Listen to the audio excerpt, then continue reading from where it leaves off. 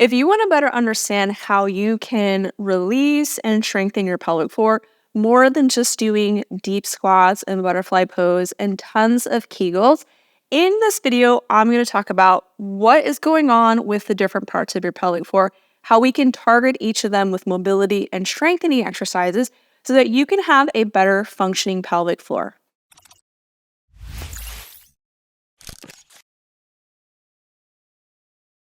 So your pelvic floor sits at the bottom of your pelvis as a part of your core canister. And so it's a sling of musculature that attaches to the actual pelvic bones. And so different hip positions are going to change the tension within your pelvic floor. So there's no one movement that's going to stretch your pelvic floor. There's no one movement that's going to strengthen your entire pelvic floor. Different hip orientations are going to kind of target different quadrants of the pelvic floor. And so you can think about your pelvic floor having 4 quadrants where we have a front half of the pelvic floor, a back half, a right, and then a left half. And so that leaves us with these kind of 4 quadrants. We have our right front, our right back, right front. And so front is known as anterior, and then the back is known as posterior. And so different types of hip positions and pelvic orientations are going to target kind of each of these quadrants of the pelvic floor. If we want to target more of the front half of the pelvic floor, so we want to stretch more of the front half, we want to think about wider leg positions. So these are going to be all of those wide leg positions that we typically see when it comes to birth prep exercises, pelvic floor stretches. So a lot of those deep squats, more of that like butterfly pose, or even like straddle steps. So all of this wide-legged positions are going to stretch more of the front half of the pelvic floor.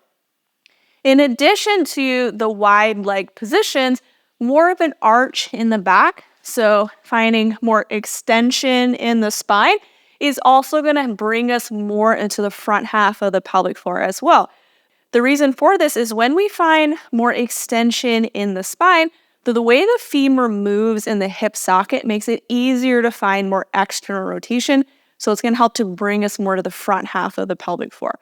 So if we want to think about more of the front half, we're thinking wider legs with a little bit more extension in the spine. And so these movements are typically going to have more like a groin and inner thigh type stretch and are typically our standard like pelvic floor stretch exercises. However, it's only targeting one half of the pelvic floor. If we want to target more of the back half of the pelvic floor, we want to think more closed hip positions and more internal rotation. So knees in, ankles out is going to target more of the back half of the pelvic floor. Similarly to the front half, where more extension is going to bring us into more of the front half of the pelvic floor, for the back half, we're thinking more rounding, and this is going to bring us into the back half of the pelvic floor. Similarly to the front portion, the way that the femurs move in the socket when we find a more tucked position makes internal rotation or that closed hip position easier to achieve. So just to go from the front to the back of the pelvic floor, we're thinking about wider leg positions with more spinal extension for the front half, with more knees in, so closed hip positions with more rounding for the back half. And now, in addition to the front and back half of the pelvic floor, we have these different quadrants. And so when we focus on each quadrant of the pelvic floor, it's going to help us move a little bit deeper into the release and into the strengthening of each of them. Helps to improve pelvic mobility, which is going to really help to improve our pelvic floor function because we don't generally hop from place to place. We're usually shifting our weight from leg to leg with walking and with movement. So the ability to find a change in our pelvic position is really going to help to support that pelvic floor function. And so when it comes to a front quadrant of the pelvic floor, so we're targeting more of like the front half, we're going to be thinking about one-sided open hip position. So I'm going to be bringing that knee away from midline, rotating that pelvis away from that femur, and we're feeling more of like a groin and inner thigh stretch on that one side. So the same movement principles that help to target the front half of the pelvic floor, we're thinking about just doing it on one side of the pelvic floor. So common exercises that could be really beneficial, and for those of you that are listening to the audio version of this episode, watching it on our YouTube channel, you'll see what these actual movements look like as well. So we're going to be thinking about wide leg positions on one side. And now we can do this with a knee bent or with a leg straight, and they're going to give you slightly different sensation. With the leg bent, we can find this half lunge position. So I'm thinking about having this knee move away from my midline. So it's an open position.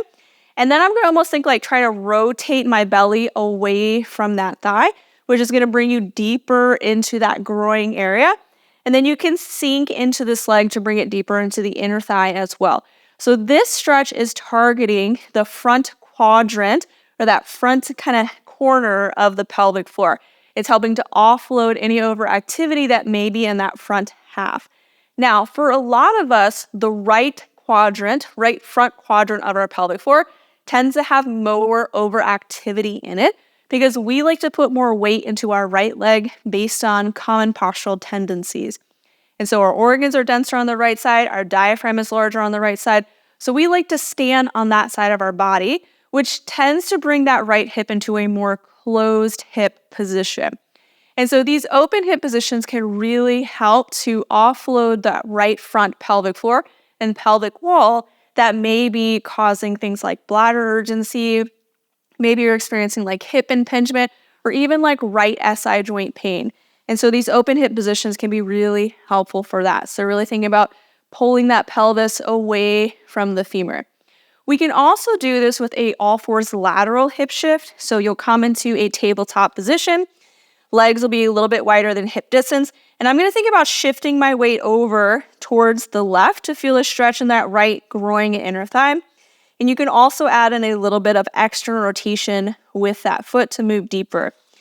In this movement, I'm thinking about my right hip is trying to move towards my left knee. So I'm rotating the pelvis towards that point. And then you can also find a little bit of extension to move a little bit deeper. Because again, more of that arched position with the external rotation brings us more into the front half of the pelvic floor. And with it being one-sided is going to help us target that front quadrant of the pelvic floor. So those are our two like bent leg positions that we can do, which is going to bring you typically a little bit deeper into the groin area. But if we wanted to do a more straight leg variation to get more of the inner thigh, we can do something called the adductor rock back. So one leg will be straight and you'll be planted on the other leg in a bent position. And then you'll shift your weight back towards the heels to feel more of a stretch in the inner thigh. And then if you want to move a little bit deeper, we can drop the same side elbow down. So my right leg is straight. I can drop my right arm down towards the floor to add a little bit of twist. And that rotation in the rib cage tends to prompt a rotation within the pelvis as well, moving me deeper into an open hip position on that side. Now, if we wanted to do a standing variation, we can spread the feet out a little bit wider than hip distance. And same thing, I'm going to shift my weight over towards one side. I'm going to think about bringing that hip towards the knee to feel that stretch in the inner thigh groin area. And so all of those exercises help to target stretching the front half of the pelvic floor or front quadrant of the pelvic floor. We're thinking one-sided open hip positions with a little bit more extension in the spine. Now, if I wanted to target stretching more of the back half of the pelvic floor, and this is where a lot of us may have a little bit more tension. So if you have issues with tailbone pain, constipation, SI joint pain, maybe even lower back pain, stretching more of the back half of the pelvic floor can be really helpful for you. And hip shifts are how we can do that. And now there's a number of different hip shifts that we can do. The first one is going to be a tabletop variation. You'll place one knee onto a yoga block, and then we're going to shift our weight over towards that elevated knee. And so the elevated hip is going to be a less than 90-degree angle. So most of the weight is in the elevated hip. And then from there, because more of a rounded position is going to make internal rotation easier, tucking the butt underneath, pulling baby or belly towards spine to find more of a round, move us deeper kind of into this hip pocket. Now, if you're not really feeling anything and you're trying this all fours position, things that we can do to help move us deeper into it is to activate the lower leg glute. And so when we fire that lower leg glute a little bit more, so you can almost think like pressing to kind of the inside of the knee to push you deeper into that elevated hip, this is going to bring that lower leg hip into more of an open position, pushing you deeper into a closed hip position on the elevated. But for some folks, the all fours hip shift, they still don't really feel any sort of a stretch or a release. And so we can come to a standing position. With the standing hip shift, you'll place your foot onto an elevated surface, and then you're going to open or twist towards that elevated leg. From here, we're going to come to about a 45-degree angle. And the key with the hip shift is most of the weight is in the leg that we're shifting into, which is going to prompt more of that internal rotation. So it's our stance leg. We want to think that opposite hip is moving towards the knee. So we're finding more of that closed hip position is moving us deeper into that closed hip position. Still trying to feel that big stretch in kind of the glute. So if you wear jeans where your hand would go, that's kind of like the hip pocket area that we're looking to stretch. If we're still not really feeling it, you can find like a slight tuck underneath of the butt, and sometimes that'll bring you deeper into that hip pocket. Another strategy that you can use if you're like not quite feeling the hip shift is again to come into that glute activation of the other leg, and you can do this with like a wall. So you'll stand right next to a wall. You can also do this with the all fours variation. You're going to think, find your hip shift in the standing leg, and then your other leg, you're just going to kind of push into the wall with the knee. So I'm not pushing my hip into the wall, I'm pushing my knee into the wall, which is going to be bringing this leg or my supporting leg into a more open position, pushing that rotation towards the standing leg more. So the goal is to find more of a closed hip position on the standing leg, which is bringing that back half of the pelvic floor into more of a stretch.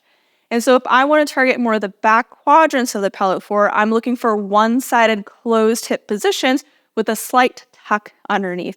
And so incorporating both of those type of movement patterns to release the pelvic floor can help you target different quadrants that might be a little bit tighter or more active than the other. And for a lot of us, it's the right front quadrant and the left back quadrant. Now, in addition to the mobility aspect of stretching the pelvic floor and offloading it, we also need to incorporate a strengthening aspect. And when it comes to strengthening the pelvic floor, we want to do more than just squeeze the pelvic floor super tight without considering the position at all. Because if I'm in a very extended position, the front half of my pelvic floor is more stretched. And then if I'm just squeezing my pelvic floor, I'm just going to be tightening a portion of the pelvic floor that is already really tight, which is the back half of the pelvic floor.